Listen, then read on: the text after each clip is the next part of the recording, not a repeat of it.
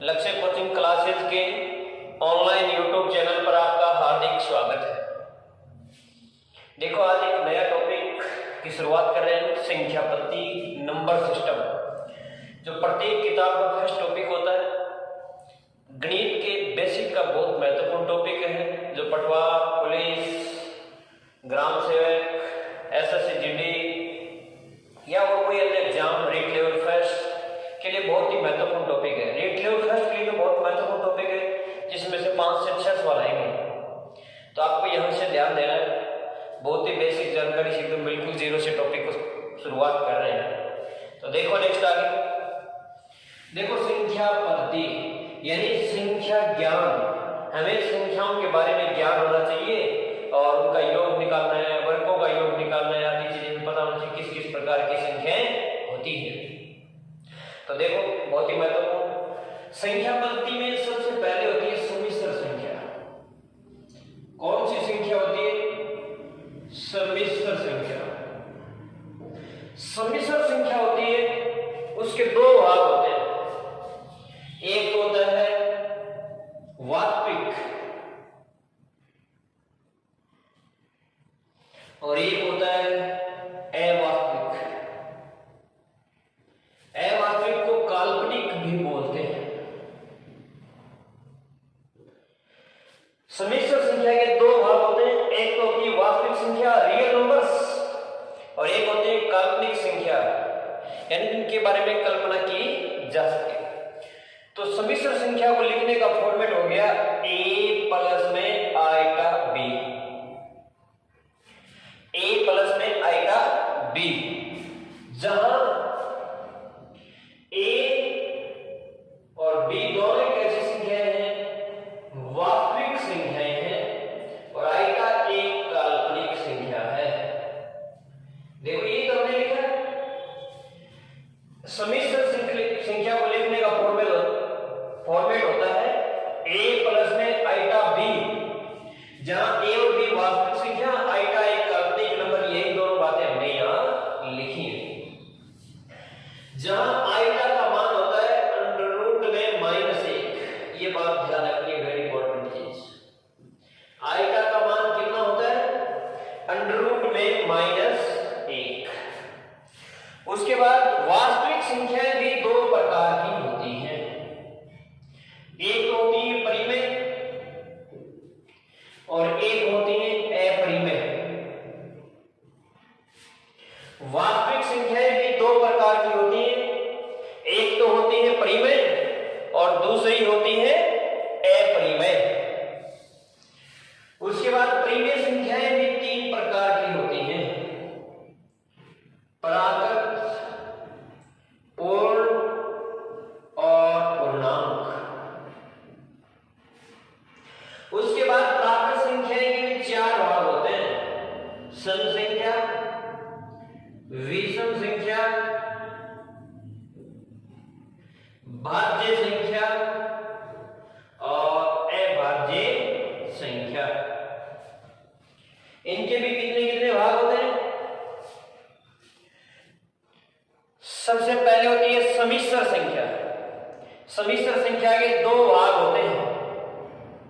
एक नंबर पर होती है वास्तविक संख्या, 2 नंबर पर होती है काल्पनिक या अवास्तविक संख्या। लिखने का फॉर्मेट होती है a प्लस आइटा b, जहां a और b वास्तविक संख्या है, आइटा बराबर काल्पनिक संख्या, आइटा का मान होता है अंडर रूट में -1। वास्तविक संख्याएं 2 प्रकार की होती है, परिमेय संख्या और अपरिमेय संख्या। इससे नेक्स्ट वाली बात होती है प्राकृत, पूर्ण, पूर्णांक, जो किसके पार्ट है? परिमेय संख्या के। फिर प्राकृत के भी 4 भाग होते हैं, सम, विषम, भाज्य और अभाज्य। यहां तक समझ आया? ये तो था इसका वर्गीकरण। इसके बाद हम 1 नंबर हेडिंग लगाते हैं, यहां तक उतार लेना। इसके बाद मैं लिख रहा हूं आगे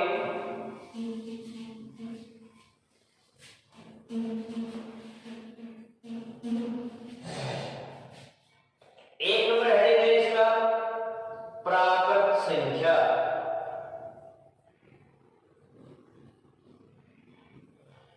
प्राकृत संख्या वे संख्याएं जो 1, 2, 3, 4, 5 से चलकर अनंत तक चलने वाली संख्याएं कैसी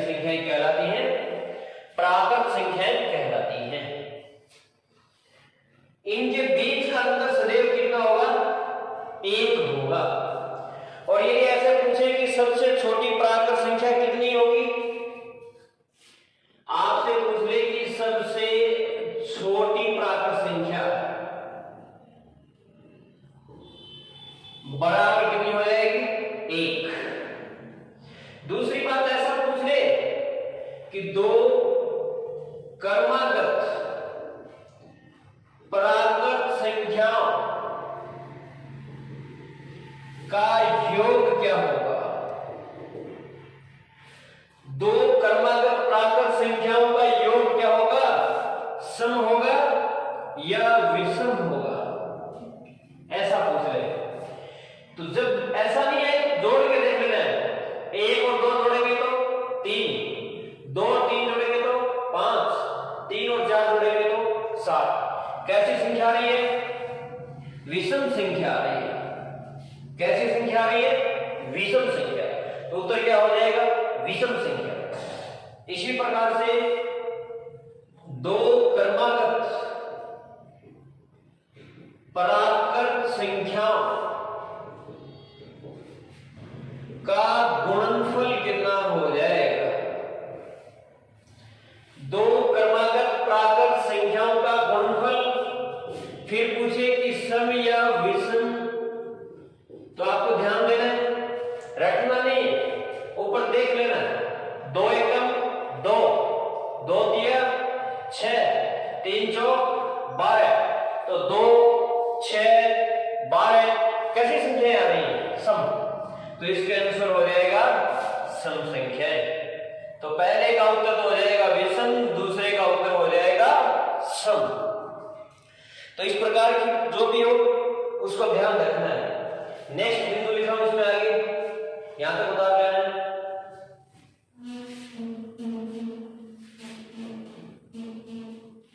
उसके बाद प्राकृत संख्या की बात करते हैं, तो उसमें सबसे पहले एक बिंदु लिखना है, प्रथम n प्राकृत संख्याओं का योग।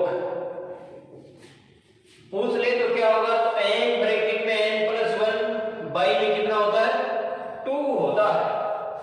प्रथम n प्राकृत संख्याओं का योग क्या होगा, n+1 बाई 2 होगा। एग्जाम्पल के तौर पे देखो कि आपको पूछेंगे 1 + 2 + 3 + 4 प्लस इस प्रकार से कोई दे दे आपको 99 का मान क्या होगा, का मान क्या होगा। तो सॉल्यूशन, जहां n बराबर अंतिम पद होता है, कौन सा पद होता है, अंतिम पद या पदों की संख्या होती है। n बराबर क्या होती है, पदों की संख्या होती है। तो पद कितने हो जाएंगे यहाँ, 1 से लेकर 99 तक 99 पद हो गए, n बराबर हो गया 99। तो यहाँ लिख देना 99, ये हो जाएगा 99 प्लस में 1 बटे में कितना हो जाएगा 2। तो ये हो जाएगा 99 इंटू 100 बटे में 2 से कट गया 50 बार, ये आ गया 0, 9 5 45, 45 4 49। तो कितना आ जाएगा 4950 आ जाएगा। यदि आपसे पूछे कि प्रथम n संख्याओं, n प्राकृत संख्याओं का योग क्या होगा, तो आपको तो ये संबंध याद रखना है, ध्यान रखना है। खूब बार एग्जाम में डायरेक्ट पूछा हुआ है कि प्रथम n प्राकृत संख्याओं का योग क्या होगा, प्रथम x प्राकृत संख्याओं का योग क्या होगा। आपको यहाँ एक इस प्रकार का संबंध मिलेगा, तो संबंध को ध्यान में रखना है। इसी में एक नेक्स्ट बात और बता रहा हूं, दूसरी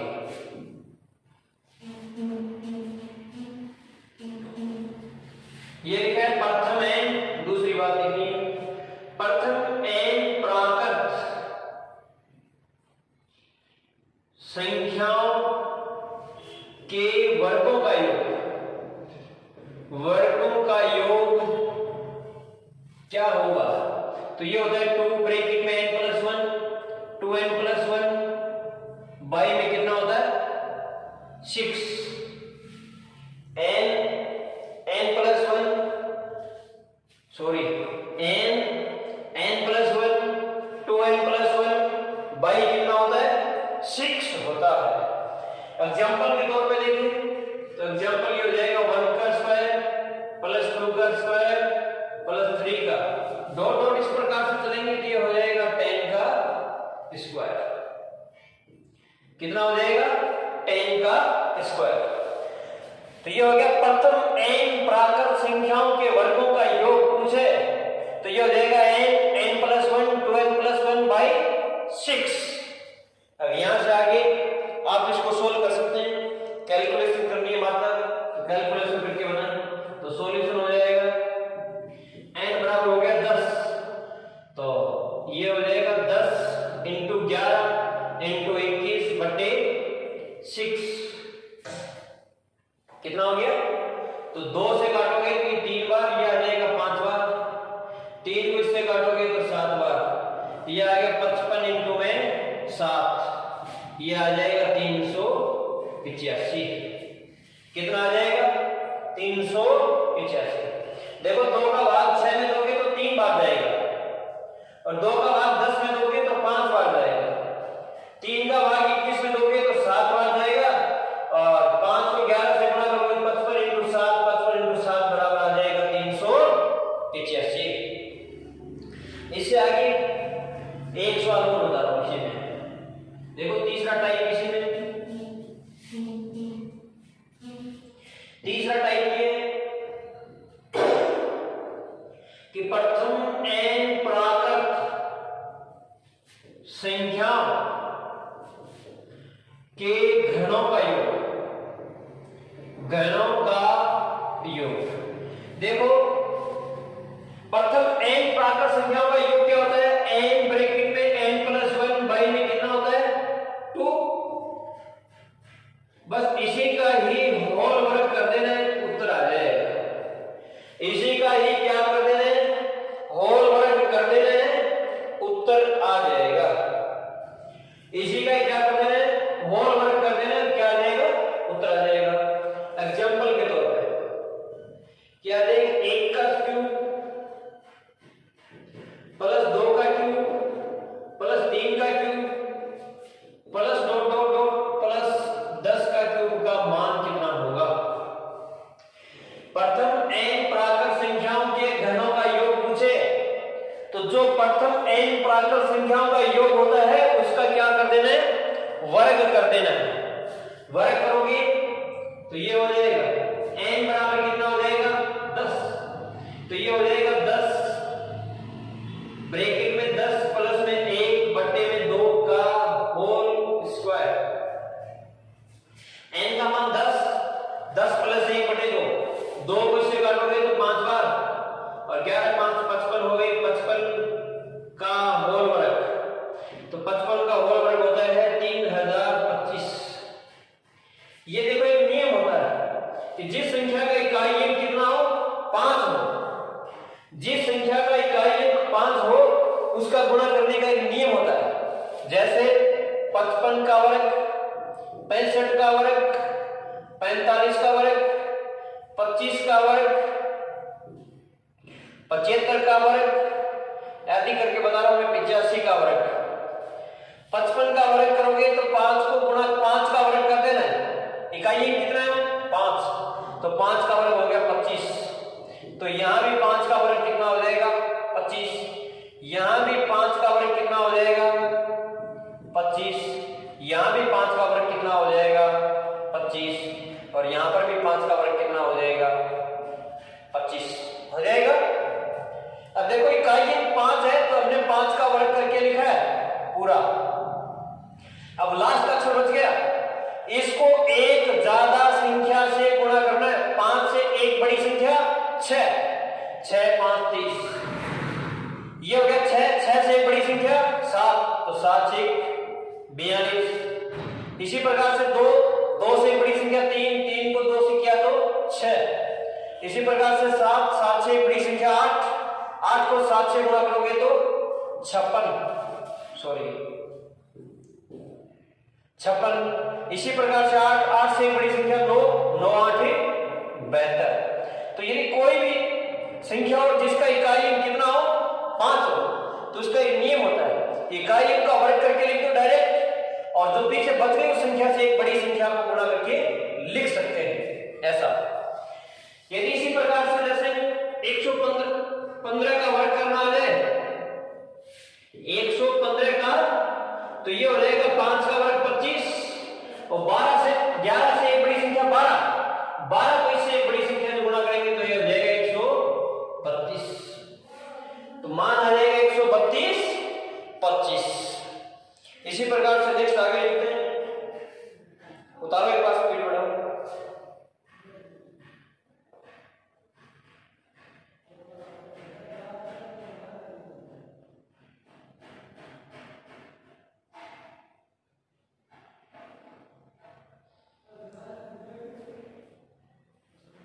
इसके बाद एक नोट लगा के बात लिखनी है।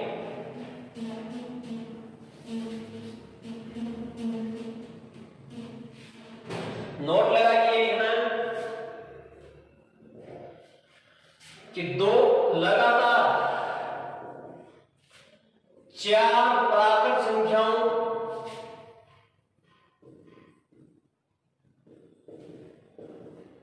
का गुणनफल सदैव 24 से पूर्णतः विभाजित होता है। लगातार चार प्राकृत संख्याओं का गुणनफल सदैव 24 से पूर्णतः विभाजित होता है। दूसरी बात एक और लिखनी है, दो लगातार प्राकृत संख्याओं के वर्गों का अंतर, दो लगातार प्राकृत संख्याओं का अंतर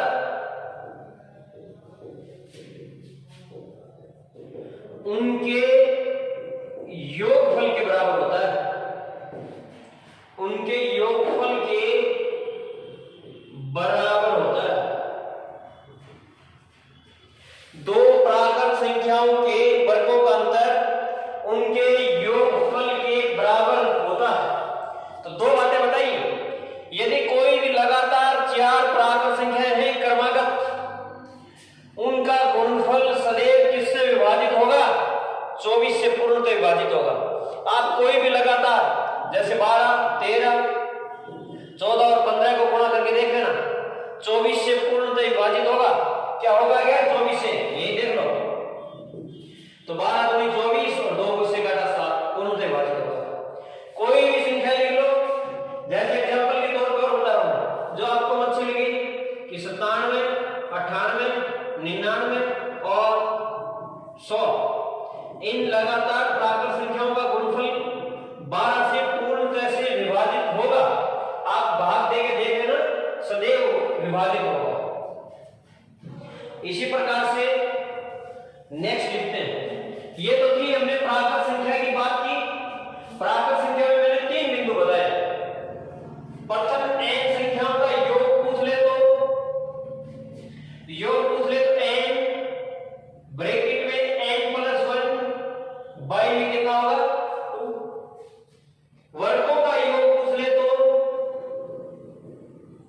ये हो जाएगा n ब्रैकेट में n+1 2n+1 बाई में कितना हो जाएगा? 6। इसी प्रकार से घरों का योग पूछ ले तो ये हो जाएगा n ब्रैकेट में n+1 बटा 2 का होल स्क्वायर। कितना हो जाएगा? n+1 बटा 2 का होल स्क्वायर। इसी प्रकार से नेक्स्ट आगे लिखते हैं। उतारो एक बार।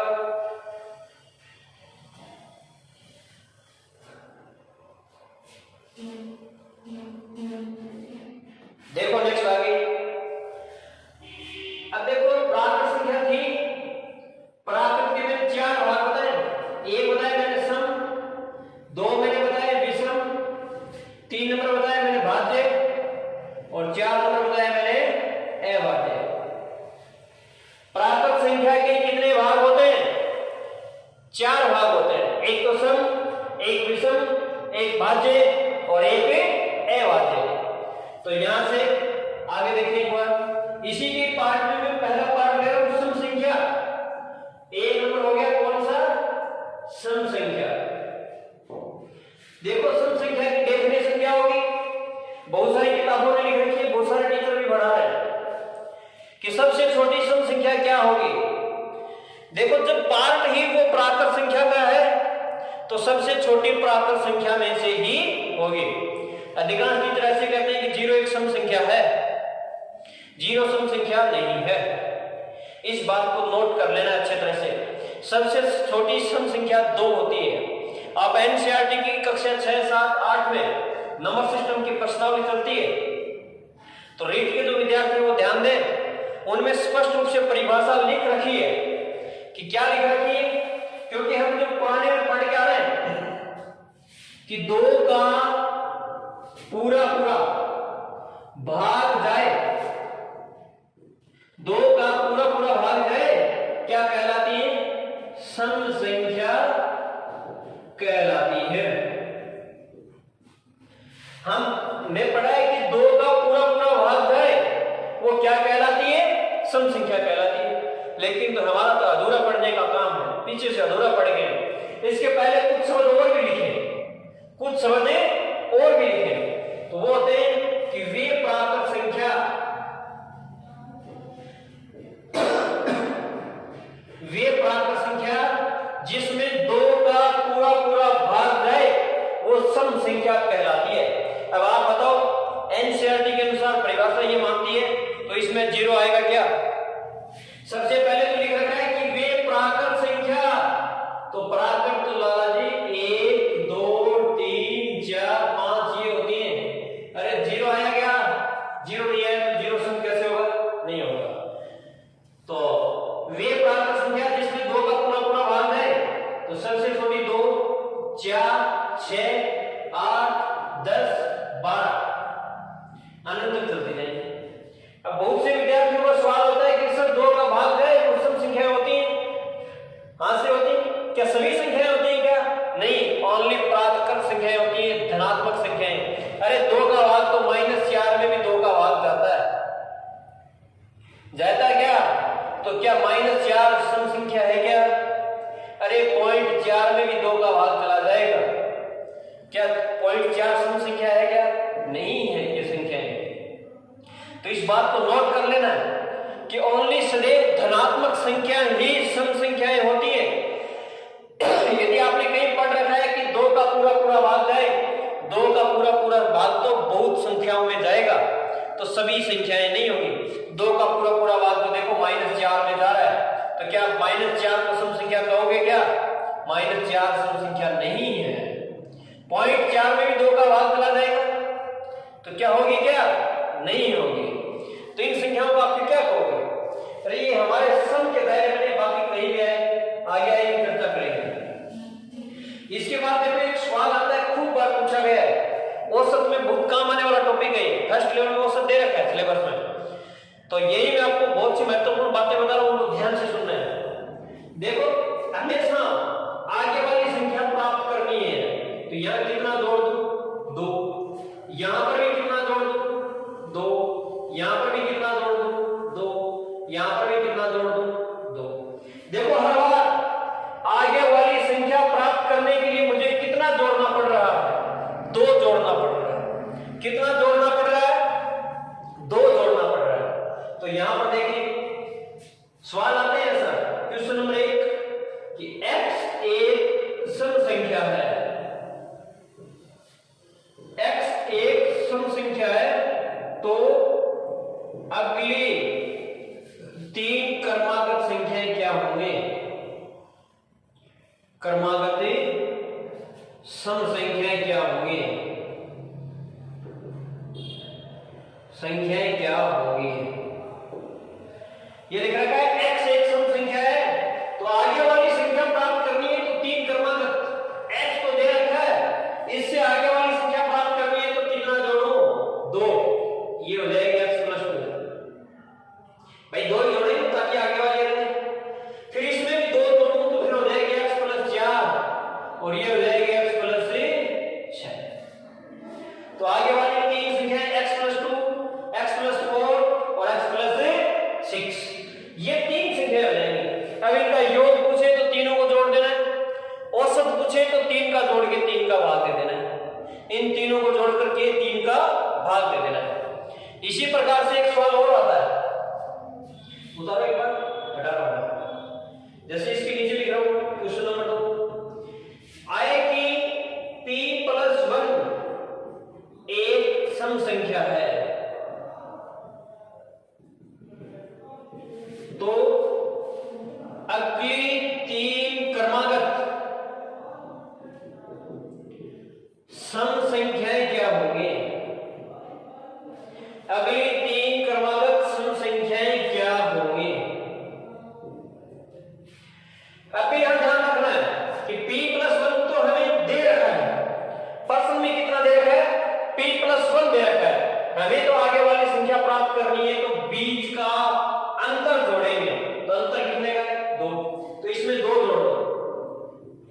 दो जोड़ दे t+3, t+5 और t+7। तो पहली संख्या होगी t+3, इसमें 3 में 2 जोड़े 5, 5 में 2 जोड़े तो 7। तो आगे वाली संख्याएं प्राप्त करने के लिए सदैव संख्याओं के बीच का अंतर जोड़ना है, इस बात को ध्यान रखना है। इसी में आगे नेक्स्ट बता रहा हूं, उतारो एक बार इसको, स्पीड बढ़ाओ।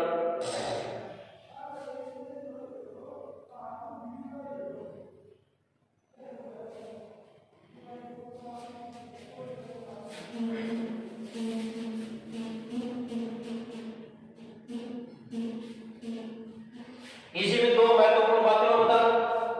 पहली बात, प्रथम n सम संख्याओं का योग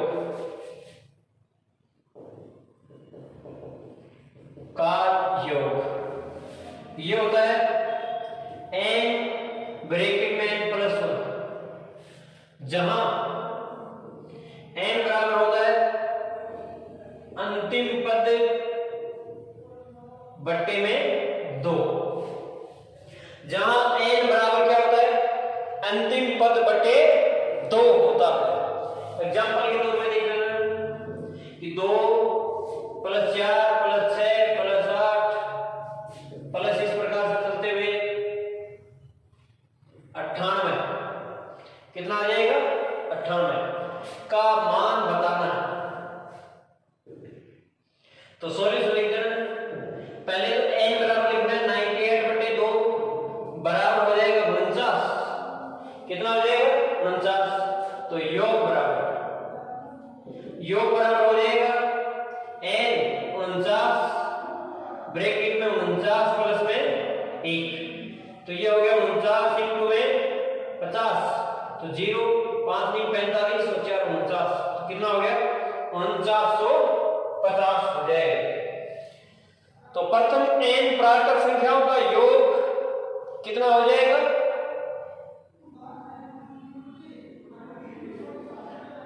4950, या फिर n+1, n का मान होता है अंतिम पद बटे 2 होता है।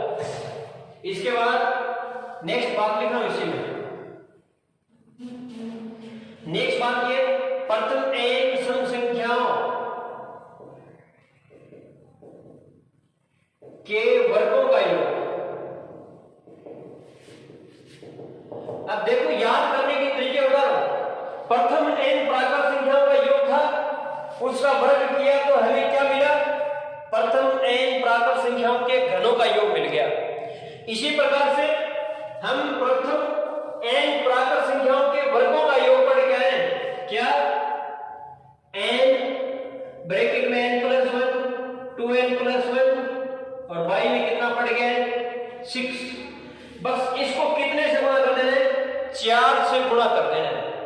तो इसको यदि 4 से गुणा करोगे तो ये हो जाएगा 2 और ये हो जाएगा 3, तो लास्ट एंड फाइनल उत्तर हो जाएगा 2n ब्रैकेट में n+1 2n+1 और y में कितना हो जाएगा 3। तो लास्ट एंड फाइनल आंसर कितना हो गया 2n n+1 2n+1 y में 3। इसके बाद एक सवाल लिख लेते हैं, एग्जांपल बता देता हूं। तो लिखो एग्जांपल हो गया 2 का स्क्वायर प्लस 4 का स्क्वायर प्लस 6 का स्क्वायर डॉट डॉट प्लस में 20 का स्क्वायर का मान क्या होगा।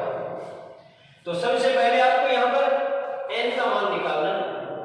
n बराबर हो गया 20/2 बराबर में 10, मान रख देना है। योग बराबर कितना हो जाएगा, योग हो जाएगा 2 × 10 ब्रैकेट में 11 × 21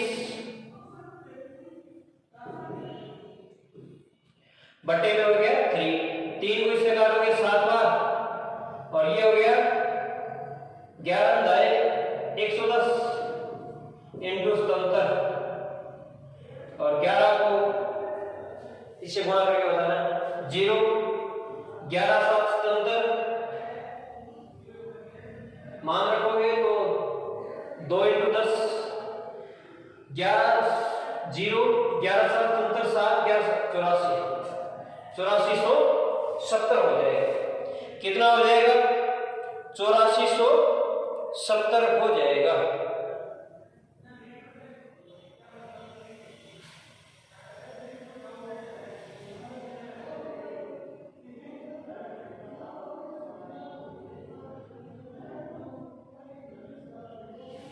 सॉरी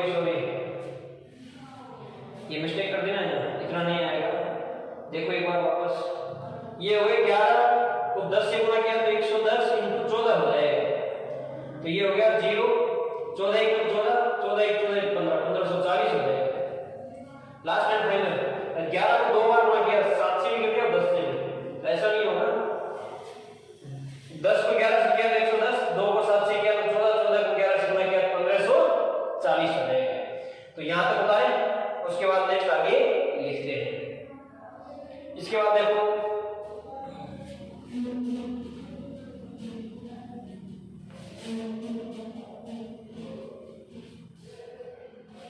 दो नंबर बिंदु इसी में है विषम संख्या।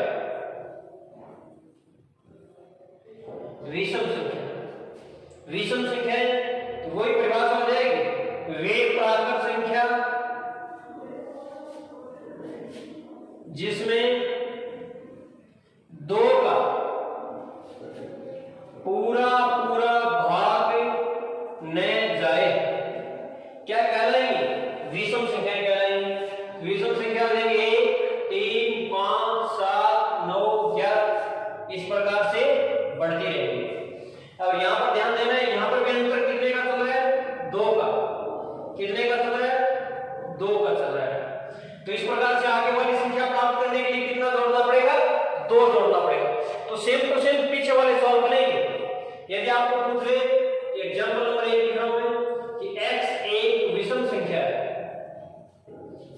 विषम संख्या है, तो अगले 3 क्रमागत विषम संख्याएं क्या होंगी? तो अगली 3 क्रमागत विषम संख्याएं निकालनी है। तो x तो ये रखिए, आगे वाली संख्या प्राप्त करनी है, कितना जोड़ू? 2। तो ये हो गया x + 2, x + 4 और ये हो गया x + 6। अब ये ध्यान देना है कि बहुत सारे विद्यार्थी 1 3 5 7 जोड़ देंगे। तो 1 3 5 7 नहीं जोड़ने हैं, उनके बीच का अंतर जोड़ना है। तो इनके बीच का अंतर देखो 2-2 का चल रहा है, तो 2-2 जोड़ने हैं हर बार। कितने जोड़ने? यानी कितना जोड़ूं कि आगे वाली संख्या प्राप्त हो जाए? तो 2 जोड़ूं कि आगे वाली संख्या प्राप्त हो जाए। तो यहां तक लिखो, उसके बाद लिखते हैं नेक्स्ट आगे। इसमें भी 2 महत्वपूर्ण बातें हैं, दोनों ही बता रहा हूं। तो फर्स्ट देखो, इसमें एक नंबर लिखना है प्रथम n विषम संख्याओं का योग बराबर हो जाएगा n²। कितना हो जाएगा? n²। n बराबर क्या हो जाएगा? जहां n बराबर हो जाएगा अंतिम पद प्लस में 1/2, अंतिम पद प्लस में 1/2। एग्जाम्पल देख लो, 1 प्लस में 3 प्लस में 5 प्लस में 7 प्लस में डॉट डॉट प्लस में 49 का मान क्या होगा? यदि ऐसा पूछे तो यहां पर ध्यान देना है, पहले तो n का मान निकालोगे, 49 प्लस में 1/2 बराबर हो जाएगा 25, क्योंकि 49 नहीं 50/2 बराबर कितने हो जाएंगे? 25 योग बराबर n²। n का मान 25, 25 का स्क्वायर करोगे तो कितने हो जाएंगे? 625 हो जाएंगे। कितना हो जाएगा? 625 हो जाएगा। तो यहां तक यदि बात समझ में आई तो नेक्स्ट बात करते हैं। नेक्स्ट लिखना है प्रथम n विषम संख्याओं के वर्गों का योग। वर्गों का योग बराबर होता है n/3 4n² माइनस में 1 होता है। n/3 4n² माइनस 1 बाई कितना होता है? 3 होता है। जहां n बराबर वही होगा, वापस n बराबर होता है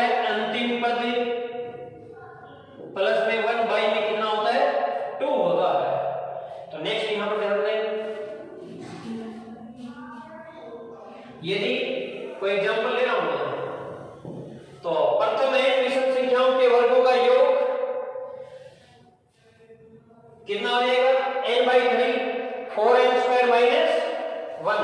तो यहां से जंप ले रहा हूं तो 1 का स्क्वायर प्लस में 3 का स्क्वायर प्लस में 5 का स्क्वायर प्लस में 7 का स्क्वायर का मान ज्ञात करना है।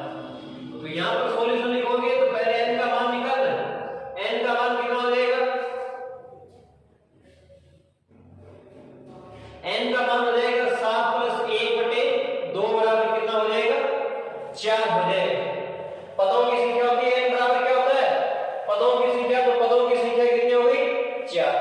अब ये मान मान रखते हैं तो योग बराबर 4/3 ब्रैकेट में 4 × में 16 माइनस में 1। तो ये हो गया 4/3 और ये हो गया 4n² 64 में से गया तो 63। 3 को इससे काटा तो 21 21 योग कितने हो गए? 84। तो योग कितना आ जाएगा? 84। तो प्रथम n विषम संख्याओं के वर्गों का योग n/3 4n² माइनस 1 होता है। तो यदि यहां तक की बात समझ में आ गई हो तो नेक्स्ट बात करते हैं नेक्स्ट अगले वीडियो में। Thank you so much. यदि वीडियो पसंद आए तो अधिक से अधिक लाइक और शेयर करें और ज्यादा से ज्यादा अपने दोस्तों तक पहुंचाने का कार्य करें। थैंक यू, धन्यवाद। सब्सक्राइब